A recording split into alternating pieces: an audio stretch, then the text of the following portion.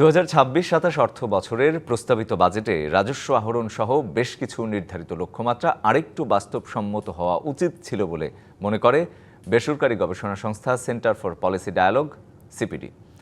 রাজধানীর একটি হোটেলে সিপিডি আয়োজিত বাজেট পর্যালোচনায় এমন মন্তব্য করেন সংস্থার নির্বাহী পরিচালক ফাহমিদা খাতুন। বলেন, বাজেটটি এমন একটি সময় হয়েছে যখন অর্থনীতি বিভিন্নভাবেই চাপের মুখে।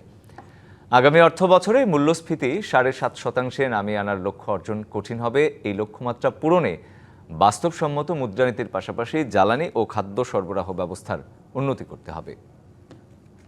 সেন্টার ফর পলিসি ডায়ালগের পক্ষ থেকে আজকে জানাচ্ছি এবং মূল্যস্ফীতির ক্ষেত্রে যে লক্ষ্যমাত্রাটা এই অর্থ বছরের ২০২৬ অর্থ বছরের সংশোধিত বাজেটে সেখানে ৭% ধরা হয়েছে। কিন্তু আমরা জানি ইতিমধ্যেই যে মে পর্যন্ত গড় যে মূল্যস্ফীতি ১২ মাসের যে মুভিং অ্যাভারেজ সেটার ভিত্তিতে হলে ৮.৬%। আর যদি পয়েন্ট টু পয়েন্ট মাসের পর মাস ভিত্তিতে দেখি সেখানে আমরা দেখি যে অলরেডি ৯.৪%, অর্থাৎ একটা ঊর্ধ্বমুখী প্রবণতা আছে। সেই প্রেক্ষিতে এখন আগামী অর্থ বছরে ৭.৫% করা হয়েছে। সেটা অর্জন করতে হলে আসলে অনেক ধরনের পদক্ষেপ নিতে হবে। নগদ নিয়ে এলো হার না মানা হার অফার। সর্বনিম্ন ১০,০০০ টাকা রেমিটেন্স নগদে পাঠালে থাকছে স্বর্ণের হার জেতার সুযোগ।